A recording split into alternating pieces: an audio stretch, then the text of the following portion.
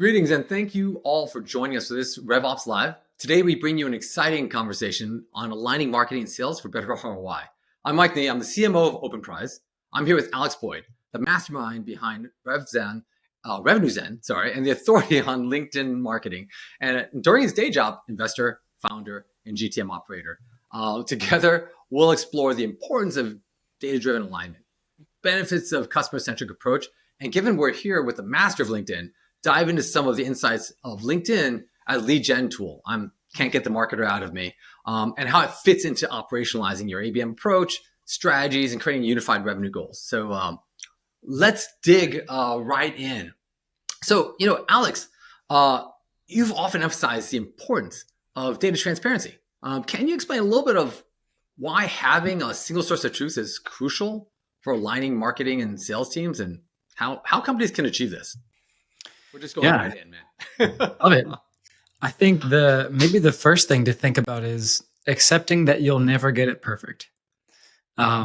Because it's kind of like in math, right? When the limit of this equation approaches this number, the limit of attribution approaches perfection, but it does not get there. So the first thing to think about is you're never going to get perfect transparency, alignment. You're going to have to pretty much get things directionally right, I think, but do your best on the rest. So for example, like take LinkedIn, there's on the one hand, we must have every possible interaction captured in CRM because otherwise how do we know what we're doing? On the other hand is, it's just social media. We don't know how it works. Just sort of do it and then think about it later. Right. And I think there's something, in the middle. But the question then is like, how much transparency should you pursue? And then the answer, I think, becomes, well, it's a management challenge. But one of the ways to solve that management challenge, I think, is you start looking at how much time and effort you're putting into achieving transparency. And then when that time and effort number starts to get just sort of ludicrous, right? You're like thinking to yourself, like, why are we spending so much time on this? And you think it's diminishing returns on getting more and more transparency after a certain point. At that point, you may want to say, okay, we have enough in our RevOps workflow that we're getting enough transparency that we can just kind of say, for now, we're not going to try to get better because, every additional 10% more accurate we get, we're going to start spending twice as much money and time on everything. So yes, transparency, but also to accepting you'll never get perfect transparency.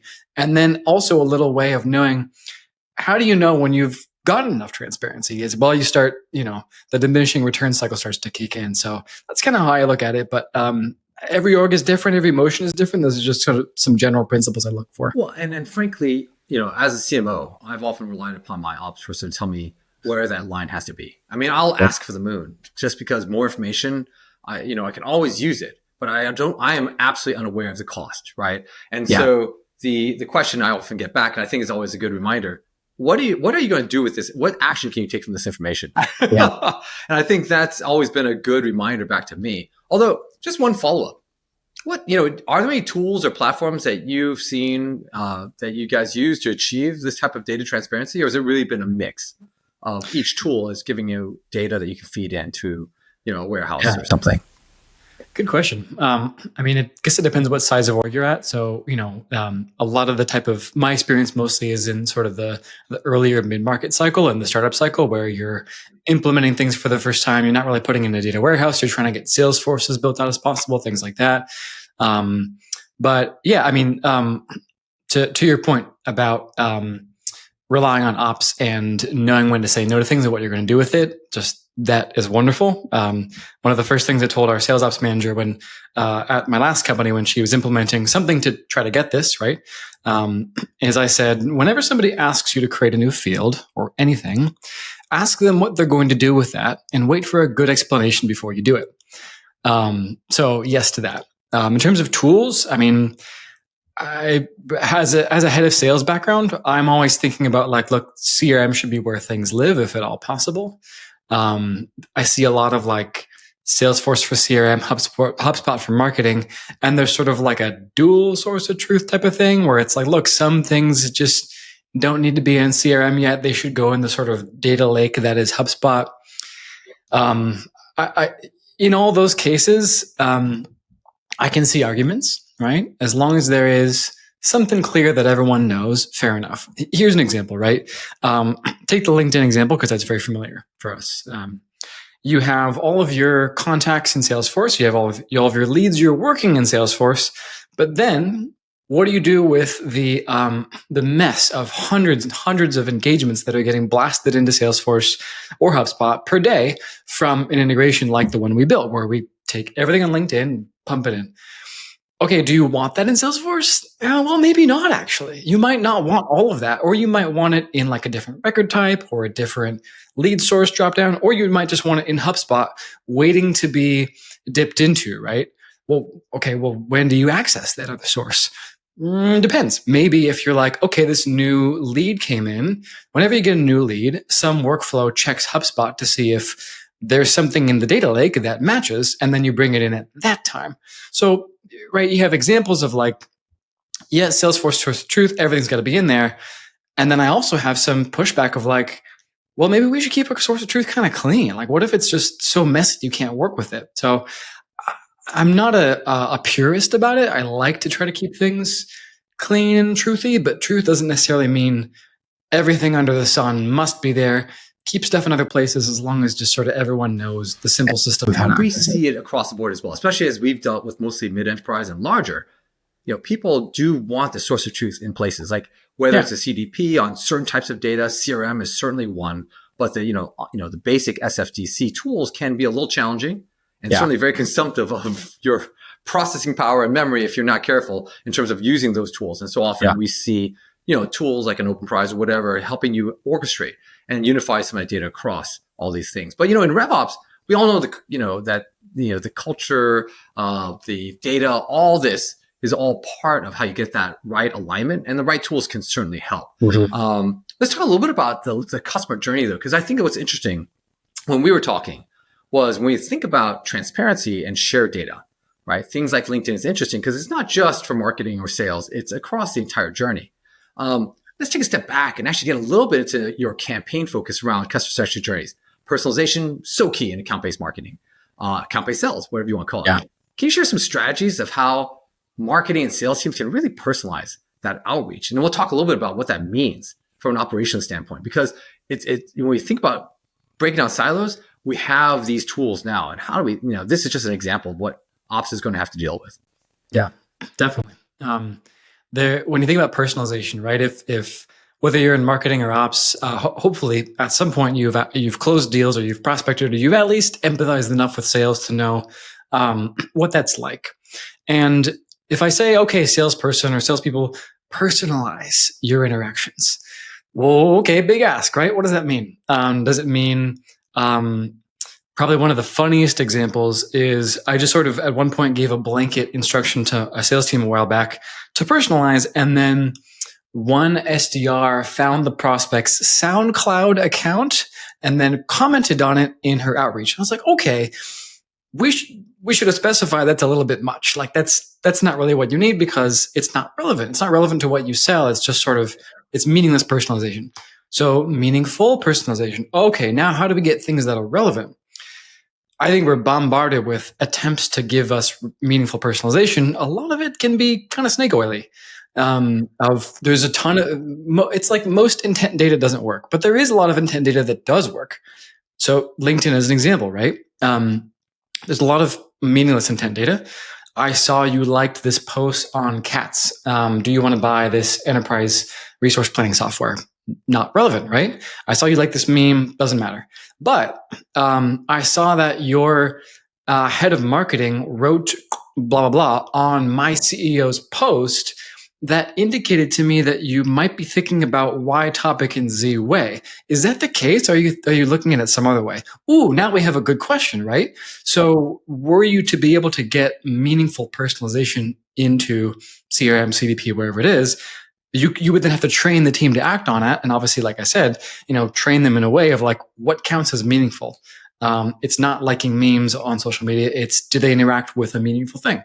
So it's a combination of ops and just like gut level enablement training of saying, okay, here's the types of things that could indicate they're thinking about what we do, the type of thing we do.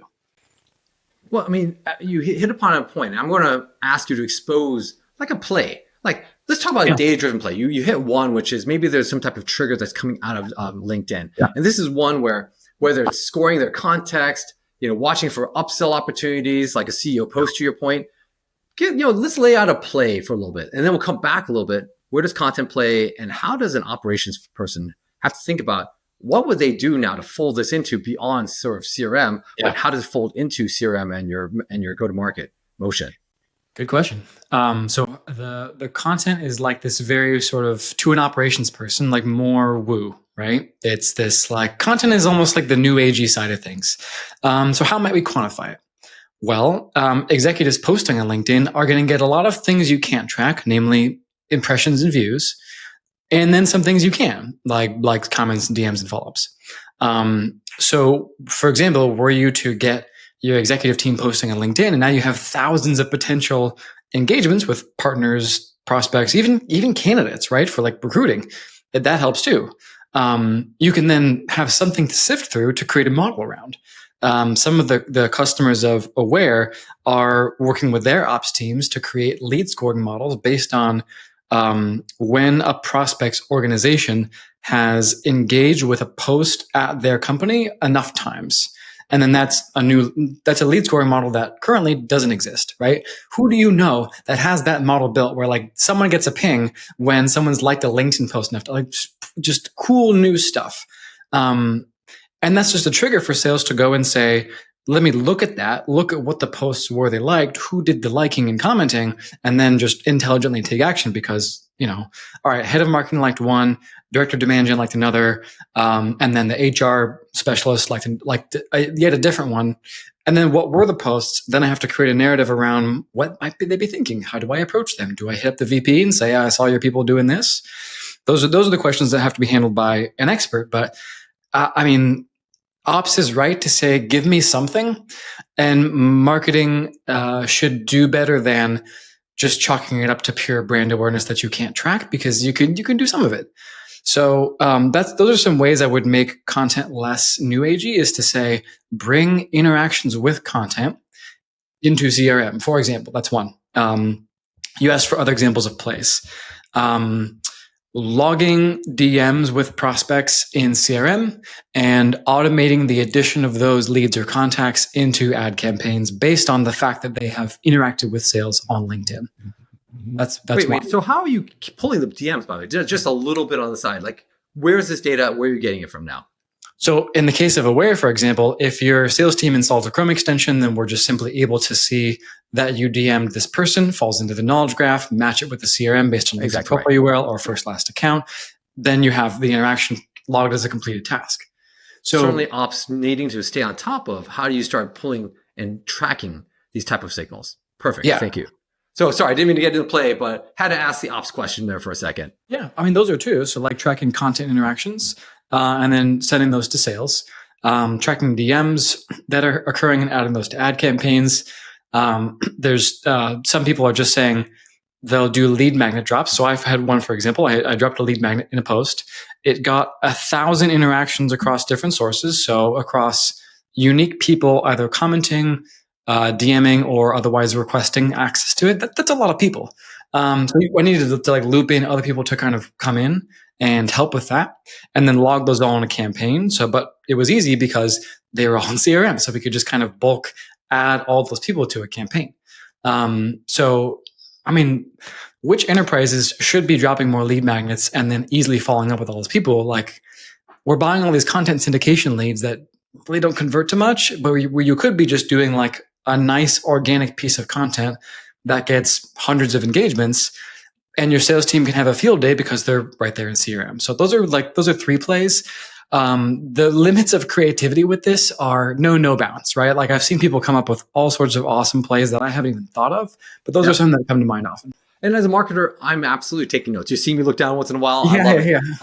As an ops leader, I'm thinking about all these interesting metrics and signals that, I know so many are still struggling with some of the basics of just CRM, but these are things that can move the needle, especially in today's age where there is a huge amount of pressure right now on the funnel, on churn. And that gets me to a follow-up question. We know in all RevOps, certainly, LinkedIn isn't just a networking tool. It's a powerhouse for targeted lead generation for both sales and marketing. And there's ways of bringing it together, as you said, for ops to start bridging. But this doesn't come back to CS, customer success. And, when we think about the personalized engagement and some of the things that I'm hearing from heads of sales now, wow, I now have to manage growth, not just to take it from a lead to close. I have this new thing that I don't even have like the instincts are. And so I need ops to really help me think about the full life cycle. Yeah. You've been speaking a lot about the importance of the whole customer journey, growth, customer success metrics. An area where many heads of sales, like I said, are working with this. How do you think about, how do you grapple with folks who are, how do you deal with people grappling with, pipeline, qualifying leads, getting the close, and now growth and the metrics and the triggers around that? That's some hard work to do. I've done it before, but it's very mentally intense. The way that I typically approach this, so this sort of loops in CEO, marketing, ops, sales, CS, everybody. And I've gotten those people before, like literally in a room with a bunch of butcher paper, and we're like writing down all these things. But we look at, okay, what's our overall strategic narrative? What are we trying to do, say, go? Where's the message? How does that turn out? Are we actually closing the types of customers in the segments we think we are? All right, now finance has to come in and do an analysis of LTV, for example, by segment or by target buyer or something like that, where you're saying, what are the key segments that have an impact on LTV? And my first company, it was by the type of pain point they told us in the discovery call. We would then break that up by, and this was way before we have GPTs to do that for us. I actually went through each 306 sales calls and categorized them by the pain point they expressed, and then by the size of the company that it was. And then we did some matrix analysis, and we thought, okay, well, how long does a small company caring about compliance, for example, stay? How much do they pay us? When do they churn? Why do they churn? So now what do we do with this information? Let's say you have all these fancy graphs and charts, and you have some good insights. Oh, cool. We should be pitching this more. Well, then marketing picks it back up and says, all right, given this analysis, we may want to modify our content strategy. So we're going after not necessarily what creates the most leads, but what creates the most LTV. You really have to be good at getting a bunch of department heads in a room, having them not fight, herd them, and then actually make sense of it all. So you go from strategic narrative to what are we saying to how are they coming in? How long do the customers last? Take all of that, produce some insights, feed that back into the top of the funnel, into your narrative, into what you're saying. Then you try it out, you rinse and repeat. And that is tough. That takes an ops leader who's really rising from admin to strategist. I think that's the career path. We'll get to that. I think that's an important question because I love what you said. And I would add one thing in there, which when you talk about, creating that strategic narrative, and frankly, some of those moments that matter, because we know there's lots of touches, and what are the things that really change their perception of value, and did they get to levels of value? But then there's and then you talked about, looking at, getting everyone the same objective. A part of that gets into the shared metrics, which you mentioned, but you didn't call out. I just want to make a call out there. LTV. Now the CS leader is feeling better, right? They know they're not getting thrown, and, customers who may have misset expectations. People are now focusing on the handoff because we know that's a moment that matters for a successful transition to growth. So I think that shared metrics and the ability for the ops leader to actually help create that level of collaboration, be an equal voice across marketing and sales and ops at the table, I think is so important to create that kind of cross journey. It's a little bit nirvana. A lot of people are still trying to get there. But the question is, how are you setting yourself up to be able to actually build the skills without, and so knowing where you're going is part of that. Although, is there anything tactical, in terms of what some of the tools that you'd be thinking about today and putting into the daily operations just to do some of that alignment around CS, marketing, and sales? People act as they're rewarded or measured. Wasn't that some quote or something like that? So from an ops side, what are some of the considerations from an ops side, maybe tools or whatnot, to ensure that I'm outside in versus inside out? Because now I have the tool that someone can say, actually, this is something that's really impacting us. And yes, you can do the workshop and understand like all the moments that matter and the real signals. But, is there things that are considerations or how to make their lives easier to think about they're really outside in versus inside out? When you say tools, do you mean like tech stack? Well, tech or just, what are some of the considerations to ensure that they're outside in versus inside out? Yeah, I mean, I think it's just so one, not order taking, and then two, checking at each stage, right? So there's this goes for choice of tool too, right? So even in the choosing of which tool, you need to be part of the decision making committee, not just we bought this, go implement it. A lot of orgs have grown from the exec bought it. This happens less these days, but more in the past, where the VP bought it, ops go deal with it, and they're like, I didn't choose this. I hate this tool. Actually, can we not buy this? Like, okay, who bought Marketo again? Just all sorts of things where the ops person needs to be part of it. And then there's the configuration of it. Do you again order take from people like saying, build this field, I want that workflow, or do you have an elegant practice of kind of, like you said earlier, asking, what are you going to do with this? Does that make sense? Bringing in other people where necessary. And like in the process of choosing tools, I see a bunch of tech stacks, and I think it's more about the process of choosing tools than any given one. People will be like, oh, which one's better, Outreach or Sales Loft? Like, dude, we can make both work. What matters is the process of buying it, the specifics around it. There's no one answer. My tiny marketing agency used Salesforce and still does for like 7 years. We happened to get a great deal, and we happen to always have known how to make it simple. People will often say, it's way too complicated, it's cumbersome, you can't use it. And I'm like, you just suck at it. Frankly, like if you don't know how to implement Salesforce so it's easy for the rep to use, you don't know how to implement it well, whereas we did. So the tech stack choice for one may be different than another. But yeah, so I couldn't really say, what are some example tools to use per se. That's not as much my area as is the choosing of tools and how do we do that in a change management sense. That's my area. I think the takeaway is spot on, which is, if you think about aligning around the full journey and thinking outside in versus inside out, it's really focusing on that long-term value of the customer and not just the short-term sales goals. And I think that does take someone who's able to take a step back, even day to day, and lead towards when you can get that group view on the full journey. And for operations professionals, this involves tracking metrics. Maybe you start with the easier ones like customer sat and retention rates, and bringing those back so you have the feedback loops. And then you start getting into conversations using chat to actually pull out tone or, key things that are relating to how we sold them and what we sold them on. So I think there's, like I said, a journey here where we start bringing in something easy to measure outside in, and then start layering from there, because you have to earn that right. Which gets us to, probably that section you're starting to edge into, cross-functional teams, and how do you start building this towards unified goals? And let's help the folks listening to really think about what we see in terms of really building a cross-functional team, right? And you start hitting some of it. As an organization grows, let me ask you this: how can rising leaders transition from sort of this administrative role to planning, right? And how you start thinking about up-leveling and taking on more of that cross-functional perspective. Yeah. I think this question to start asking yourself as an ops person is, am I a leader? How does that word resonate with me? Leaders are not designated so usually. They're just the people who end up leading these cross-functional teams. A cross-functional team is funny because it just sort of forms for a purpose and then splits. There's no like, we're on this team HR-wise. It's like the cross-functional team of director of CS, head of marketing, head of sales convened as like a G3, and then they disband, and then NATO forms over there. It's not like a one single team. So if you're an ops leader, you need to be able to lead outside of the bounds of the HR structure, because you're not the people don't report to you, which is the key part of how do you lead people who don't report to you? Well, that's the skill of leadership, is can you do that? And so that's the first thing, is getting comfortable with that, of like, if I'm an ops leader, if I'm going to become a strategist, that's my job. It's working across multiple people who don't report to me, who I can't boss around. I must lead. I cannot boss. So that's one.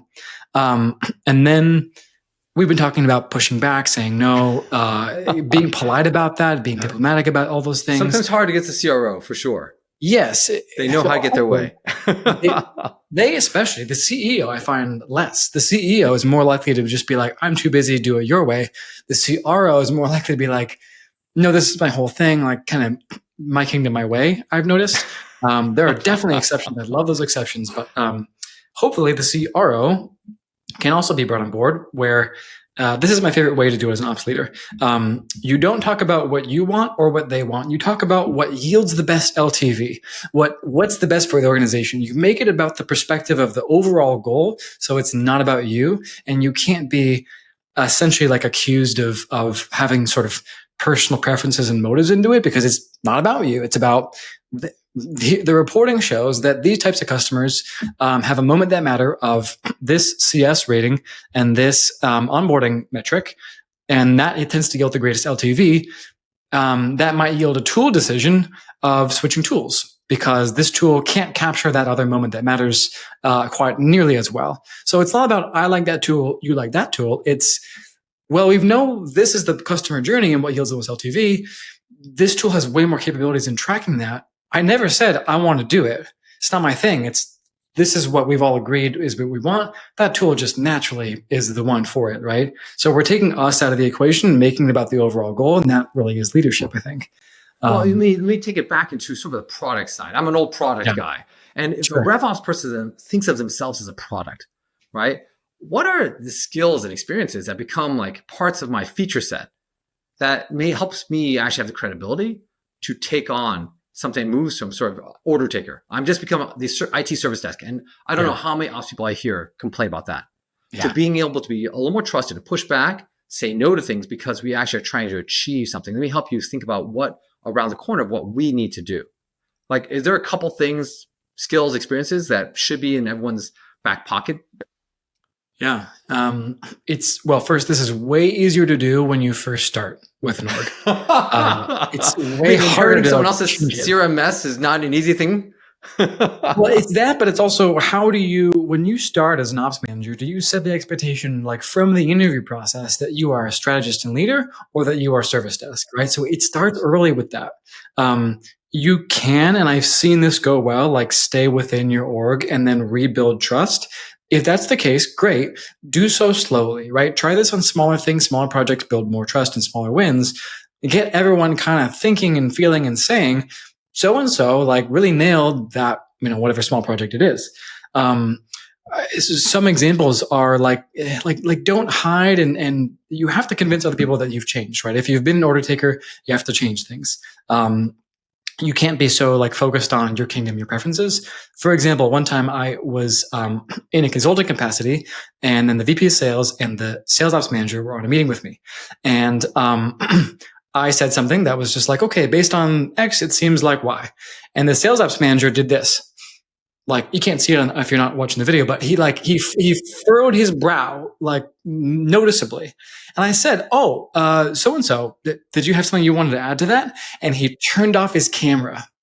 And I was like, oh, okay. Like, something happened there where you were really uncomfortable and now you're sort of hiding. So I'm not saying he had to agree with me, but what I am saying is that was not leadership-like behavior. So he was sort of cementing himself as, I'm just here to protect my job.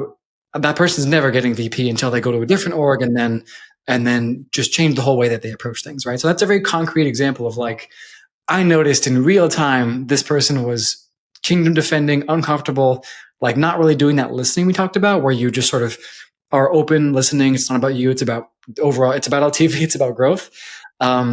So it's the shift from like, I got to protect my paycheck to, I'm not super worried about that right now. Let's find out what's best for the org. And that latter behavior is what gets you to VP and beyond and so forth. And the earlier one is what kind of keeps you in this like 2% raise every year. Hope I don't get laid off type of ops, right? And what I love what you're saying is that it starts really with that, that business metric and how we get people, how do you start owning and helping the team understand some of the metrics that they may not be able to see? Because, sales has their own metrics. Let's not be mistaken. Marketing certainly is pumping the metrics that matter, and they're siloed often because that's what the tools give them to make that look great. So you are the independent press between the Democrats and the Republicans. Just to be clear, right? Not to say which side is which, by the way, but you are that independent press. And as such, I think there's some interesting skills here. One, you do have to know some of the business metrics. And so is the CFO your friend, or at least understanding some of the metrics that matter? And I think that is important. And you've hit that a couple of times. And I think that sensitivity to what is marketing and sales trying to achieve, what is a sales motion, and what are the things that touch these metrics, the processes, that perspective is very hard to get for any other siloed function. And so you have a bully pulpit. And I do think for operations, you should focus in on those pieces that actually are your sources of strength that allow you to elevate. And I think you've been touching upon it all throughout.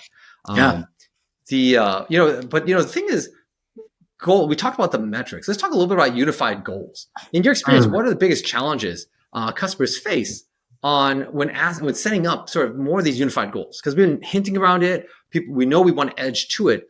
Now we're at a place where, as an ops person or as a rev team, they're starting to think, let's actually get some shared goals. Sure. What are some of the biggest challenges, and how can we overcome them to ensure we're all on the same, singing from the same hymnal? You did it earlier. It's people do what you pay them to do. People do what you pay them to do. And this is so true of sales, but it is true of everybody. So if we say, okay, people do what you pay them to do, and then you look at how everyone is paid, you'll find that their behaviors are pushing in different directions most of the time. Sometimes it's egregious. Sometimes it's more aligned and there's more room. But that's the area where, again, you kind of have to move slow. Try not to insert your will in the picture. And then there's this element of it's just diplomacy. Like you said, you have to be the not the whip so much as just the diplomat. So let's say you are the ops person. You've identified a way that sales is selling that yields them higher commissions, but is just really bad for long-term value of the customer. How do you do that? Okay. Well, I'm going to make up a scenario and say that part of your analysis is that marketing should tweak their messaging to attract different types of customers in the first place. That's one. The other one is you strongly believe that sales' comp plan should be changed. Oh, you're going to hold that for a minute. You're going to come back on that a little bit later because you've realized that the CEO and CFO need to be part of this. And let's say you make a quarterly presentation to them. They've asked you for metrics X, Y, Z, A, B, and C. You decide to include metrics E and F as well, because in addition to the ones they asked for, these illustrate the issue. And you don't make it anyone's problem. You just simply present an objective analysis of how metrics E and F are actually also important to look at. And you're letting the CEO and CFO react first. Hopefully they pick up on this and they're like, ooh, that's interesting.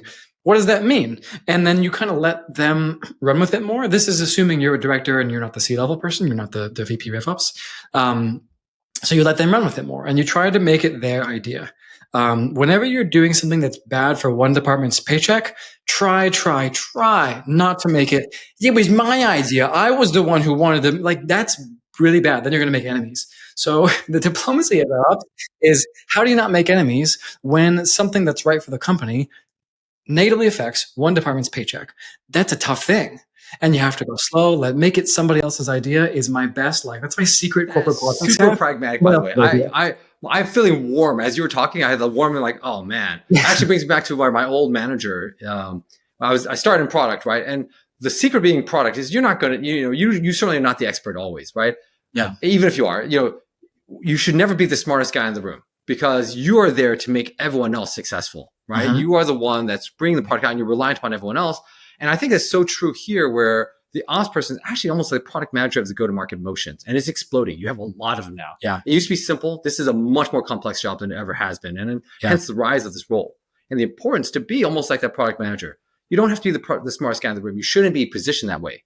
You're making everyone else successful, and the process is better because you're part of it. And you're bringing that perspective of this is what the market, this is what the customer value, this is the metric that we're all optimizing towards. Let me help us all, as you guys focus on your areas, help us all make sure we're aligned. And now, hey, Mike, can you make sure to bring that next meeting together? We need to think about this again. And you're in the room. And that's what's most important. I feel like it's the old quote from Hamilton. You want to be in the room when the conversations are happening. Yeah, exactly. So often the ops guys are not. It's not just the selection of product. That's a symptom of you weren't in the room when we're thinking about what metrics really mattered. And frankly, it's the ops guys who are saying the dashboards. It's the ops guys who have the bully pulpit. They just don't use it enough. Sorry, I just went on a rant. Yeah, I couldn't help myself. That's so true. Yeah. Being in the room when it happens is very important. You need that seat at the table. You need to have built up enough trust on the small wins to earn that seat at the table. You need to be so articulate that if anybody else is trying to take that seat at the table, that they just cannot articulate the metrics, the goals, everything as well as you can, and that you're essentially pushing for meetings rather than saying, director of sales came out of the exec meeting and says, "Ops, I need you to do this."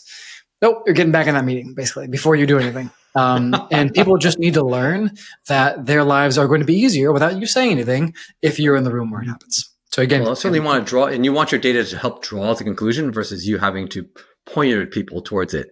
Although sometimes you do need a prod. Let's just be clear.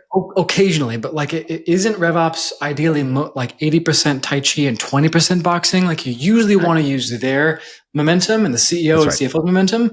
That's right. Rather than saying, boom, my opinion, my opinion, my opinion. Like, that tends to go badly versus saying, well, the CEO said that is the biggest metric this quarter.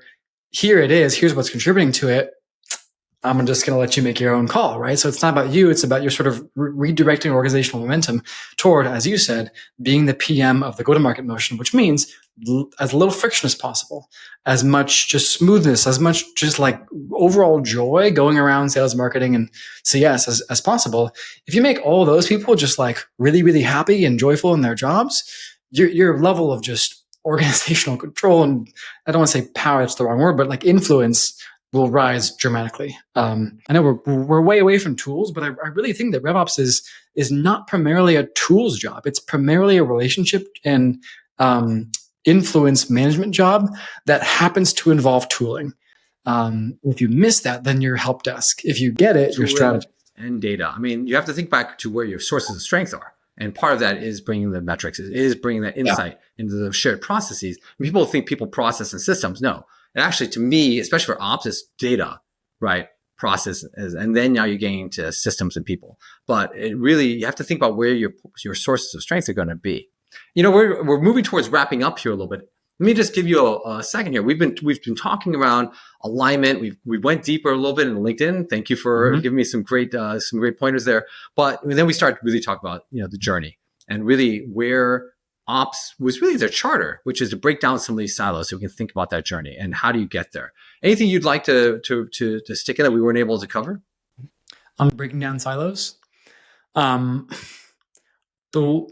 I received some wisdom, and this is all coming from a place of having received feedback on this, because I was early in my career, I was the opposite. I very much like kind of bulldozed my way, and I noticed that my sort of quote unquote objectively good ideas were not going as far as they should. And somebody that's frankly like my age sat me down and was just like, you need to learn to work better with others. And I was like, oh, it doesn't matter if my ideas on systems and processes and everything are good or not. It matters if people are defensive about them or if they are open to them. So just the way you present will be the biggest thing of breaking down silos. And you can look at your org and say, oh, we're so siloed, everyone's apart. Or you can just say, how can I be the one showing up and bringing people together?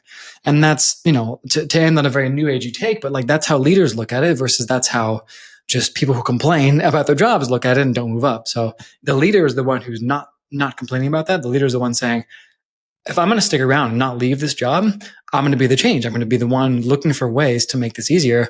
And that starts with, me, myself, not taking things as personally, with trying to make things not my idea, make other people look good. I'm sort of, like you said, PM kind of behind the scenes. Take consolation in your background influence and your paycheck, not in how much talk time you got in ELT. That's not the right metrics, right? So like my advice is look for those opportunities to lead, not to force. It's Tai Chi is not boxing. And that's how the ops person gets the right tools, the seat at the table, and moves up. We got your final thoughts, but to stay, as a final call to action, stay connected to the folks who are actually leading the conversations. And Alex, where do people find you? LinkedIn remains the best place for me to direct traffic on what I'm doing, what I'm working on. Please hit me up on LinkedIn. And I'd love to get your connect request or your message and say, heard about you on the Openprise podcast. So look forward to hearing from everyone soon. Love it. Until next time on RevOps Live, keep driving that alignment and optimizing your operations. Have fun out there.